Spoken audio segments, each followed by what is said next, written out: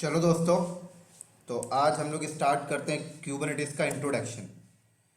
तो आज हम लोग डिस्कस करेंगे दोस्तों कुबरनेटिस है क्या और क्यों मार्केट में इतना ज़्यादा बूम चल रहा है कुबरनेटिस का। तो जिन बंदों को कुबरनेटिस पे लेकर कन्फ्यूज़न है, आज मैं वो सारी कन्फ्यूज़न को क्लियर कर दूंगा। तो दोस्तों, कुबरनेटिस एक open source container workstation system है। ठीक है, मैं यहाँ पे लिख देता हूँ, क्लियर हो जाएगा आपको। Kubernetes is the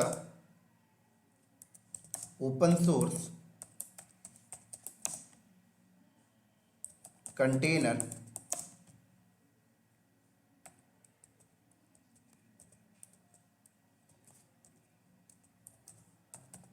clear.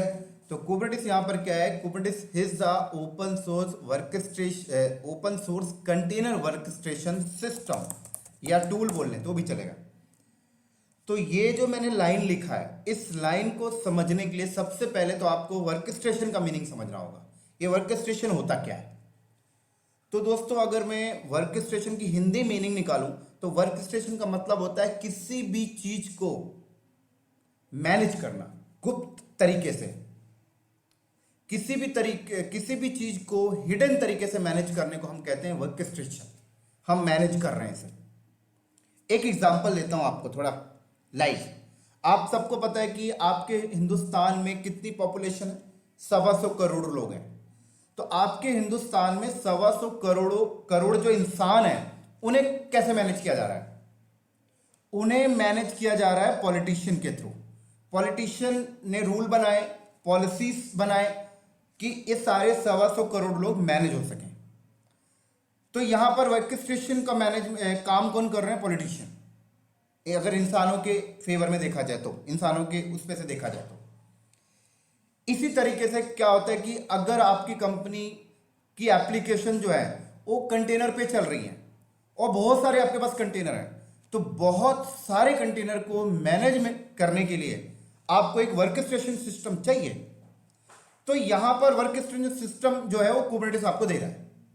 अभी आप इतना समझिए, और चीजें अभी मैं डायग्राम जब क्रिएट करूंगा तो क्लियर कर दूंगा। तो चलिए थोड़ा सा डायग्राम के फॉर्मेट में आता हूं, तो और बेटर तरीके से आपको कुबरनेटिस समझ में आ जाएगा कि एक्चुअल में कुबरनेटिस है क्या। ठीक है, चलो तो मैं स्टार्ट करता हूं ऑन प्रीमिसेस की तरफ से। एक एग्जांपल मैंने पॉलिटिशियन का आपको दे ही दिया, अगला एग्जांपल देता हूं।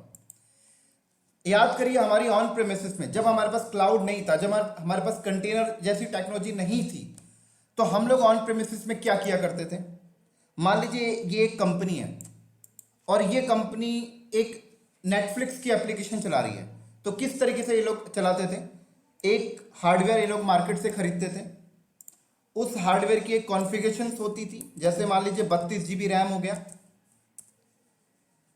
500 GB हार्ड डिस्क हो गई यहाँ पे, और 8 कोर का CPU हो जाता है। ठीक है ना। तो क्या करती थी कंपनी, इस सर्वर के ऊपर OS डालना है और OS के ऊपर अपनी नेटफ्लिक्स जैसी एप्लीकेशन इंस्टॉल कर लेते थे। इस सर्वर की एक IP होती थी, फॉर एग्जांपल ये IP हो गई। ठीक है, और जब कॉन्फ़िगरेशन डन हो जाता था तो इस IP को DNS के साथ बाइंड कर देते थे। मान लीजिए मैंने DNS यहाँ पे परचेज कर रखा है cloudknowledge.com, तो बाइंड कर दिया यहाँ पर जैसे www.cloudknowledges.com, और उसके अगेंस्ट ए रिकॉर्ड हमने ऐड कर दिया 10.125.170.12।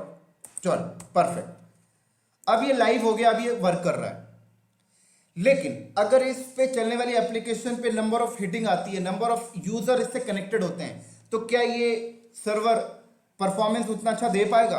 तो सवाल आता है नहीं, ये सर्वर बॉटलनेक हो जाएगा, डाउन हो जाएगा, हैंग हो जाएगा। तो आपके ऑन प्रेमिसेस में फिर क्या सोल्यूशन निकाला करते थे हम लोग? तो इसका सोल्यूशन ये होता था कि जो भी नेटफ्लिक्स की एप्लीकेशन इस सर्वर पे चल रही है, इसको नंबर ऑफ सर्वर पे चलाइए। तो जब नंबर ऑफ सर्वर पे चलाने की बात आती थी, तो फिर आप मार्केट से हजारों सर्वर खरीदते थे और हजारों सर्वर पे आप क्या करते थे, अपनी नेटफ्लिक्स की एप्लीकेशन आपने कॉन्फ़िगर कर दिया। अब उन हजारों सर्वर को मैनेज करना है भाई, हजारों सर्वर को भी तो मैनेज करना है ना। उन हजारों सर्वर पे क्या IP देनी है, उन हजारों सर्वर पे स्टोरेज पॉइंट क्या होगा, उन हजारों सर्वर का सिंगल एंड पॉइंट रखना है तो लोड बैलेंसर लगाना होगा। उन हजारों सर्वर के लिए फायरवॉल चाहिए। तो अब यहां पर उन हजारों सर्वर को मैनेज करने के लिए आप ये रिसोर्सेस का इस्तेमाल कर रहे हैं, फायरवॉल, लोड बैलेंसर, स्टोरेज। तो ये जो रिसोर्सेस है ये उन हजारों सर्वर को मैनेज कर रहा है। तो ऑन प्रीमिसेस में ये वर्क स्टेशन का काम कर रहा है। समझ में आ रही होगी मैं क्या बोल रहा हूं आपको? क्लियर? इसी तरीके से आप थोड़ा सा एक कदम और आगे आ जाए। अगला एग्जांपल मान लीजिए कि आप अपनी नेटफ्लिक्स की एप्लीकेशन को चलाने के लिए ऑन प्रीमिसेस पे सर्वर नहीं लगाया, आपने क्लाउड पे आ गए। ठीक है, कहां पे आ गए? क्लाउड पे। अब कोई भी क्लाउड आपने चूज कर लिया, जैसे आजकल फेमस है AWS वाले, आजकल फेमस है एजोर वाले, और GCP वाले भी फेमस है। अब आपने क्या किया, किसी भी क्लाउड पे गए, एक VM क्रिएट किया और उसके ऊपर आपने अपनी नेटफ्लिक्स की एप्लीकेशन चला दिया। अब इसको लाइव आपने कर दिया, अब इस पर भी लोड बढ़ेगा, तो सवाल वही आएगी कि इसकी नंबर ऑफ कॉपी चाहिए। अब इसकी नंबर ऑफ कॉपी चाहिए का मतलब आपने क्लाउड पे 1000 सर्वर क्रिएट कर लिया और 1000 के 1000 सर्वर पे नेटफ्लिक्स की एप्लीकेशन आपने कॉन्फ़िगर कर दी। अब सवाल आती है यहां पर भी इन सर्वर को मैनेज करना है, तो आप क्या करते हो? फिर आप VPC क्रिएट करते हो, लोड बैलेंसर लगाते हो, ऑटो स्केलिंग लगाते हो, स्टोरेज सिंगल लेते हो। तो फिर इन हजारों सर्वर को क्लाउड पे भी मैनेज करने के लिए आपने लोड बैलेंसर ले लिया, ऑटो स्केलिंग ले लिया, जिससे लोड के बढ़ने से सर्वर अपने आप प्रोविजन हो जाए, डी प्रोविजन हो जाए, VPC ले लिया। तो इन हजारों सर्वर को मैनेज करने के लिए क्लाउड में ये सारे कंपोनेंट्स हैं, ये सारे सर्विसेज हैं। तो क्लाउड पे ये वर्क स्टेशन का काम कर लिया, आप काम कर रहे हैं, ये काम कर रहे हैं as a work station management की तरह। लोड बैलेंसर, ऑटो स्केलिंग्स आपके क्लाउड पे जो VM से उन्हें मैनेज कर रहे हैं। तो क्लाउड पे ये हो गया वर्क स्टेशन। लेकिन अब तीसरा एग्जांपल मैं आपको देता हूं। कोई कंपनियां कहती है कि हम अपनी नेटफ्लिक्स की एप्लीकेशन फिजिकल सर्वर पे नहीं चलाना चाहते, हम अपनी नेटफ्लिक्स की एप्लीकेशन AWS पे या एजोर पे या GCP पे कोई VM बनाकर नहीं चलाना चाहते, क्योंकि VM पे चलाते तो बहुत ज्यादा रिसोर्सेस यूज करता है। ये रिसोर्सेस को बेटर यूटिलाइजेशन का जो इंट्रोडक्शन है वो हमने डॉकर के इंट्रोडक्शन में कवर कर दिया है। तो मैं डॉकर के बारे में अभी ज्यादा बात नहीं कर रहा हूं, मैं सिर्फ कुबरनेटिस के बारे में बात कर रहा हूं। तो एक कंपनी है जिसका प्लानिंग ये है कि हम लोग सारी की सारी एप्लीकेशन कंटेनर पे चलाएंगे। तो ठीक है भाई, चलाइए। तो अब वो कंपनी क्या करेगी, एक कंटेनर क्रिएट करती है और एक कंटेनर को क्रिएट करके उस पर नेटफ्लिक्स की एप्लीकेशन कॉन्फ़िगर कर दिया। अब क्या इस कंटेनर पे भी तो लोड बढ़ेगा ना, अगर बाहर से हिटिंग आएगी तो कंपनी बोलती है इस कंटेनर की भी एप्लीकेशन चाहिए। तो यहां पर कंपनी ने क्या किया, हजारों कंटेनर्स ले लिए। अब सवाल आता है कि हजारों कंटेनर को मैनेज करना है, तो यहां पर भी लोड बैलेंसर चाहिए। तो कंपनी ने यहां पर एक भी लोड बैलेंसर ले लिया। अब यहां पर जो लोड बैलेंसर है ये भी एक काइंड ऑफ माइक्रो सर्विसेज है। ऐसे ऑटो स्केलिंग ले लिया यहां पर, ऐसे फॉल्ट टॉलरेंस ले लिया यहां पर कि कोई कंटेनर को कुछ हो तो ऑटोमेटिक रिक्रिएट हो जाए।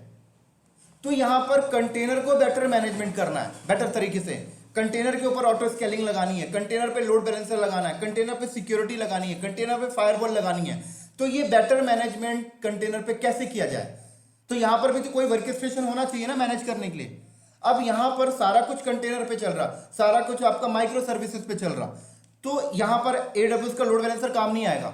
यहां पर आपको ऑटो स्केलिंग AWS का काम नहीं आने वाला, कंटेनर पे ऑन प्रेमिसेस का काम नहीं आने वाला। यहां पर इटसेल्फ कंटेनर एक माइक्रो सर्विसेज है, तो यहां पर माइक्रो सर्विसेज आपको चाहिए इन कंटेनर को बेटर मैनेजमेंट के लिए।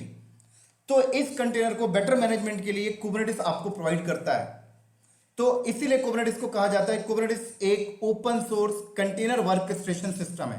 कंटेनर को मैनेज करने के लिए आप कुबरनेटिस का इस्तेमाल करते हैं।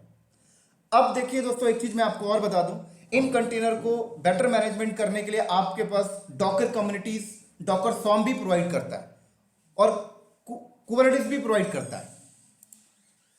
तो अगर आप, कई बंदे बोलते हैं कि अगर हम इस कंटेनर को बेटर मैनेजमेंट करने के लिए डॉकर सॉर्म को यूज करें तो क्या अच्छा है? तो मैं बोलता हूं आप डॉकर सॉर्म से भी कंटेनर को मैनेजमेंट कर सकते हैं, कोई प्रॉब्लम नहीं।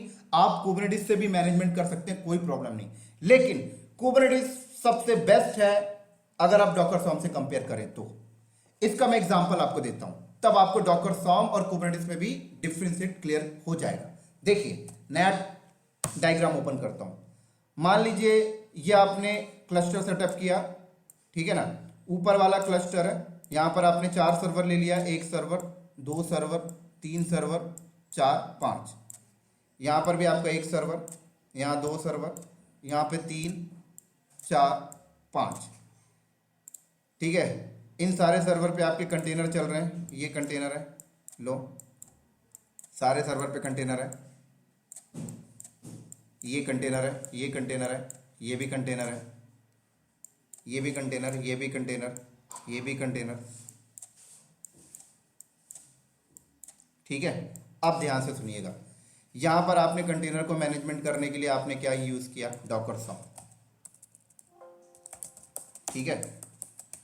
और नीचे वाले सिनेरियो में आपने कंटेनर को मैनेज करने के लिए क्या यूज किया, क्यूबरनेटिस। अब देखिए होता क्या है कि जब भी आप कंटेनर को मैनेज करने के लिए वर्क स्टेशन को यूज करते हैं तो इस वर्क स्टेशन को सिस्टमैटिक करने के लिए कंपोनेंट्स होते हैं, ठीक है ना। क्या होते हैं दोस्तों, कंपोनेंट्स होते हैं। और उन सारे कंपोनेंट्स की अगर मैं बात करूं तो मैं साइड में लिख देता हूं वो कौन कौन से कंपोनेंट्स होते हैं। तो वो कंपोनेंट्स होते हैं जैसे आपका एपीआई सर्वर। अभी मैं कंपोनेंट्स को ज़्यादा डिस्क्राइब नहीं करूंगा, अगले वीडियो में कंपोनेंट्स को डिस्क्राइब करूंगा। अभी सिर्फ मोटा मोटी मैं आपको डॉकर सॉम और डॉकर कुबरनेटिस में डिफरेंशिएट क्लियर करने के लिए लिख रहा हूं। तो एपीआई सर्वर हो गया एक कंपोनेंट, ठीक है, कंट्रोलर हो गया और शेड्यूलर हो गया, ठीक है, ये हो गया। और ये हो गया डेटाबेस,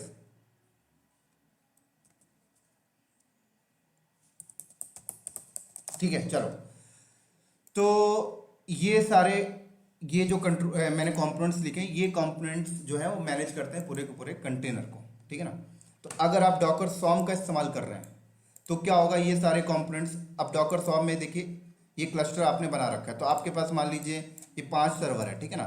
तो आप क्या करते हैं, 5 सर्वर में से मान लीजिए आपने 2 सर्वर को मास्टर नोड यूज़ कर रहे हो, ठीक है ना। ये एक मास्टर नोड हो गया और आपने अगर इसकी क्लस्टर बनाए हैं तो मास्टर नोड का सेकंड क्लस्टर हो गया, सेकंड नोड हो गया।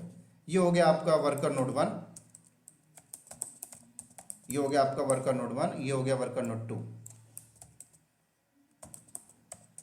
वर्कर नोड 2, और ये हो गया आपका वर्कर नोड 3, ठीक है। या फिर आप समझ लीजिए आपके पास मास्टर नोड एक ही है और ये भी वर्कर नोड ही है मान लीजिए, ठीक है ना, ये भी आपका वर्कर नोड है मान लीजिए, ये भी हो गया आपका वर्कर नोड 4।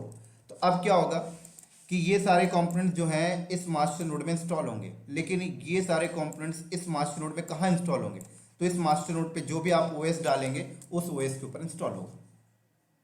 क्लियर। अब ये 4 कंपोनेंट्स जो हैं, ये 4 कंपोनेंट्स इस मास्टर नोड में इंस्टॉल है। अब ये मास्टर नोड बन गया। अब 4 कंपोनेंट्स में से कोई भी कंपोनेंट्स अगर डैमेज होता है तो पूरा मास्टर नोड गया, पूरा का पूरा मास्टर नोड गया। तो इससे बचने के लिए आप क्या करते हैं, मास्टर नोड आप एक से ज्यादा रख लेते हैं, ठीक है ना। या फिर मान लीजिए अगर आपने ये मास्टर नोड फिजिकल नहीं है, एडब्ल्यूएस पे है, तो आपने एडब्ल्यूएस पे इसकी ऑटो स्केलिंग लगा रखी है। तो अगर एक कंपोनेंट्स को कुछ होता है तो पूरा मास्टर नोड गया तो ऑटो स्केलिंग क्या करता है, रिक्रिएट कर देता है। लेकिन रिक्रिएट में कितना टाइम लगता है, एटलीस्ट 5 से 10 मिनट तो लगता है ना वीएम को आने में, ठीक है। तो ये चीज डॉकर सॉम में हो रही होती है। अगर हम कुबरनेटिस की बात करें, चलो तो कुबरनेटिस की अगर हम बात करें, मान लीजिए ये हमारे पास मास्टर नोड है और ये हमारे पास वर्कर नोड है। ध्यान से सुनिएगा इस शब्द को, ये वर्कर नोड 1 हो गया,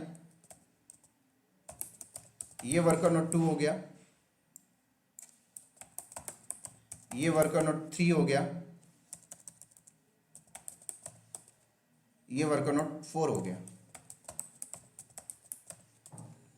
तो कुबरनेटिस के केस में क्या होता है, देखिए कुबरनेटिस के केस में ये जो कंपोनेंट्स हैं, ये कंपोनेंट्स डायरेक्टली मास्टर नोड के ओएस में इंस्टॉल नहीं होते। मास्टर नोड में ओएस तो होता है, लेकिन ये सारे कंपोनेंट्स जो होते हैं आपके मास्टर नोड के अंदर कंटेनर पे चल रहे होते हैं। सारे कंपोनेंट्स एक कंटेनर पे आपका एपीआई सर्वर मान लीजिए है, तो एक कंटेनर पे कंट्रोलर है, एक कंटेनर पे शेड्यूलर है, एक कंटेनर पे डेटाबेस है, इस तरीके से। और ये कंटेनर जो है इटसेल्फ एक पॉड के अंदर होते हैं। अब ये पॉड का जो टर्म्स है ये मैं अगले वीडियो में क्लियर करूंगा। बस अभी मोटा मोटी इतना समझिए कि डॉकर सॉम अगर आप यूज करते हैं तो ये जो कंपोनेंट्स हैं ये मास्टर नोड के ओएस पे डायरेक्टली इंस्टॉल हो जाते हैं। लेकिन अगर आप कुबरनेटिस इस्तेमाल करते हैं तो ये जो कंपोनेंट्स हैं ये ओएस पे डायरेक्टली नहीं चलते, ये कंटेनर पे चल रहे होते हैं। और आप सबको पता है अगर कंटेनर पे चल रहा है तो कोई कंटेनर को कुछ होता है तो कंटेनर तुरंत रिक्रिएट हो जाता है विद इन दी सेकेंड। लेकिन अगर कोई वीएम डैमेज होती है तो वीएम को रिक्रिएट होने में विद इन द सेकेंड नहीं लगता, मिनट चाहिए, 5 से 10 मिनट। लेकिन अगर आप कुबरनेटिस इंप्लीमेंट करते हैं तो मान लीजिए कोई कंपोनेंट्स को कुछ होता है तो कुबरनेटिस वर्कस्टेशन मैनेजमेंट है, वो क्या करेगा, उसकी जगह दूसरा container with in the second में क्रिएट करके दे देगा। तो कितना बेनिफिट है, क्लियर। तो ये एक मेजर डिफरेंशिएट है जो मैंने आपको डॉकर सॉमट और कुबरनेटिस में बताया। अभी और भी जो डिफरेंशिएट है वो सारी चीजें आपको आगे क्लियर हो जाएंगी जब मैं अगले वीडियो में आपको कुबरनेटिस के सारे कंपोनेंट्स को एक्सप्लेन करूंगा एक एक करके कि ये कंपोनेंट्स क्या करता है, इसको कहाँ यूज करते हैं, तो आपको और अच्छे से क्लियर हो जाएगा। अभी सिर्फ मैं आपको एक मोटा मोटी भी चीज बताया। तो ठीक है, हम लोग अपने पुराने डायग्राम में आते हैं। तो इसी तरीके से दोस्तों, इसीलिए इंडस्ट्री में कुबरनेटिस को यूज किया जाता है कंटेनर को बेटर मैनेजमेंट करने के लिए। इसलिए हम लोग कुबरनेटिस को कहते हैं Kubernetes is the open source container workstation system. एक चीज और बता देता हूं डॉकर सॉम के साथ। डॉकर सॉम में क्या है कि डॉकर सॉम को जो बनाने वाली कंपनी है वो क्या है, डॉकर कम्युनिटीज है, उन्होंने बनाया है। उन्होंने सारे कंट्रोलर अपने पास रखा, सारा का सारा कंट्रोल उन्होंने अपने पास रखा डॉकर सॉम का। आप उस पर कोई भी कस्टमाइज नहीं कर सकते, उन्होंने जैसा आपको दिया वैसा आप इंस्टॉल करके अपना क्लस्टर बनाइए। लेकिन अगर आप कुबरनेटिस की बात करें तो साफ साफ लिखा हुआ है Kubernetes is the open source container workstation system. आप इस पे कस्टमाइज भी कर सकते हैं, फुल्ली कस्टमाइजेबल। तो ये एक मेजर डिफरेंस और है कस्टमाइजेशन ओपन सोर्स को लेकर कुबरनेटिस के साथ। तो उम्मीद करता हूं दोस्तों ये कुबरनेटिस आपको डेफिनेशन थोड़ा सा क्लियर हुआ होगा। और अभी इस वीडियो को मैं यहीं पर स्टॉप कर रहा हूं क्योंकि वीडियो बहुत लंबी हो जाती है। अगले वीडियो में मैं आपको देखूंगा कि कुबरनेटिस के वर्कस्टेशन कुबरनेटिस को सेटअप करने में जो मेजर कंपोनेंट्स होते हैं वो कौन कौन से कंपोनेंट्स होते हैं और उन कंपोनेंट्स का क्या क्या यूज केस है और कौन सा कंपोनेंट्स कहाँ पे चलता है, कौन सा कंपोनेंट मास्टर नोड पे चलता है, कौन सा कंपोनेंट वर्कर नोड पे चलता है। ये सारी चीजें मैं डिस्कस करूंगा अगले वीडियो में। और ये सारी चीजें इंटरव्यू पॉइंट ऑफ व्यू से बहुत इंपॉर्टेंट है क्योंकि इंटरव्यू में पूछा जाता है कि बताइए एपीआई सर्वर का यूज केस क्या है, शेड्यूलर का यूज केस क्या है, कंट्रोलर का यूज केस क्या है, और भी अदर कंपोनेंट्स हैं, पॉड को डिस्क्राइब करिए। ये सारी चीजें मैं अगले वीडियो में डिस्कस करूंगा। अभी मैं आपको एक छोटा सा क्विक इंट्रोडक्शन दे रहा था बस। तो ठीक है दोस्तों, हम लोग नेक्स्ट वीडियो में मिलते हैं कुबरनेटिस के कंपोनेंट्स के साथ। तब तक के लिए बाय बाय।